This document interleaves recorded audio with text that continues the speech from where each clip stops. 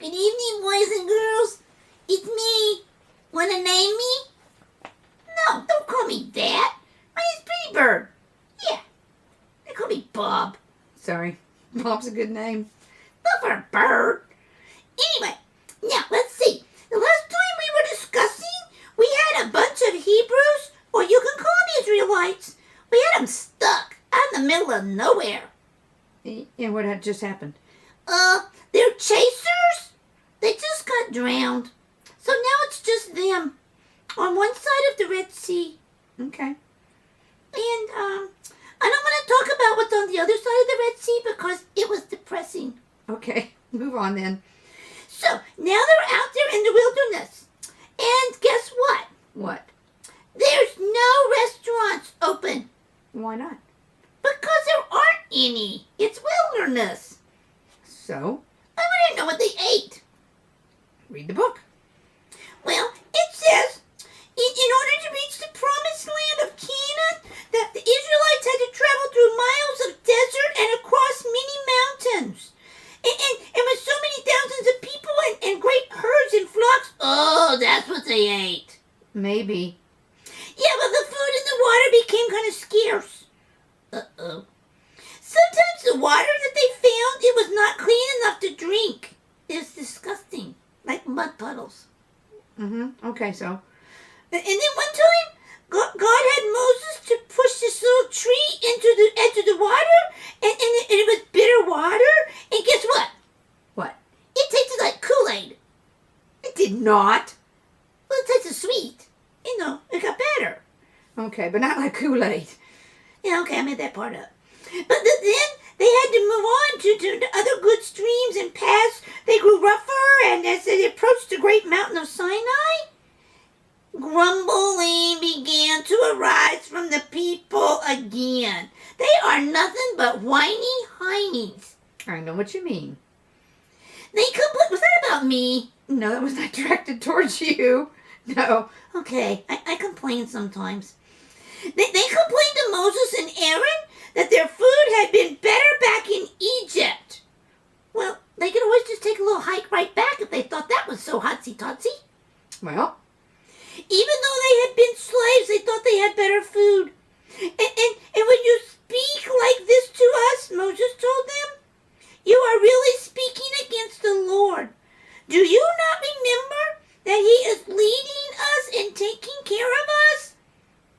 He will not forget us now. So, the Lord did not forget them. He said to Moses, I can't do my God voice tonight. I'm a little scratchy. Okay, just use your regular voice then. I will send food from heaven to you. Bread each morning and quail. What? What's that say? Quail. Quail is my cousin. My little dinky ones. Just kind of got to read through this as fast as you can, Pretty Bird. You're going to eat my cousins. That's disgusting. I can't help it. Okay, cheeseburgers weren't available. Oh, that makes sense. She made that up just to make me happier. Quail, a kind of bird each evening came for them to eat. Every day you are to gather just enough for one day, for it will not keep without spoiling. On the 6th day, then you can gather twice as much. I will send you, and you can keep it, and it won't go yucky. So what happens? Well, just as the Lord said, the next morning, when the people woke up, surprise! They found little white flakes, like frost or snow, on the ground. And they turned to each other and they asked in the Hebrew language, blah, blah, blah, blah. What? Blah, blah, blah, blah. What does that mean? I don't know, I don't speak Hebrew. I was hoping you could interpret. No luck here, dude. They said, what is it? And the word for it that they started calling it was manna. Okay, manna. Moses told them, this is the bread which the Lord has given you to eat. Everyone got a basket and began gathering the manna. And when they tasted it, they found that it tasted like little wafers. What are wafers? Like cornflakes. Oh, like cornflakes. And they were flavored with honey. Oh, so it's frosted cornflakes. Yeah, it was like frosted cornflakes. There you go. It was delicious, they say, cooked many different ways. And no matter how much a man gathered, there was plenty for his family. And when the sun came up, bright and strong, what was left on the ground, it just melted away.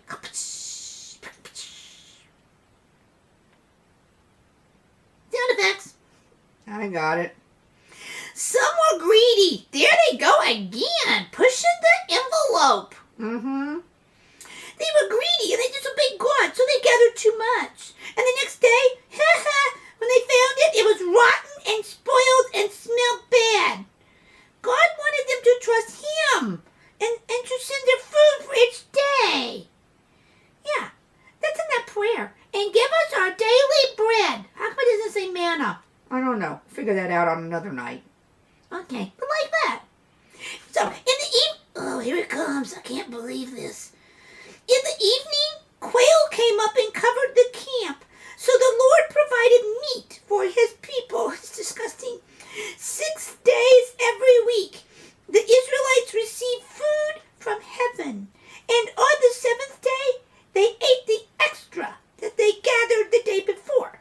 Makes sense. Once a week, God let them keep more than they needed. That's the plan. And it didn't spoil. And this way they learned to trust God. You know why He quit on the last day? Why? Because it was His Sabbath day, like in the Garden of Eden. He got it got a little TLC and a little R&R. What are those letters? Tender love and care and some rest and recreation. Okay. All right. And He also got a little holy time too. Okay. The manna, well, it continued to fall day by day as long as the Hebrews traveled in the wilderness. And not until they reached the land of Canaan, 40 years later, did God cause it to stop. 40 years of the same food? Mm-hmm. How long could you last on crunchy granola? 100 years. How about some birdseed? 110 years. Mm-hmm. You like it that good? I do. So, there you go. I could last a long time on that. Yeah. Okay. Well, pretty soon, I think they're going to have to get a message from God. You think so? Yeah. But for tonight,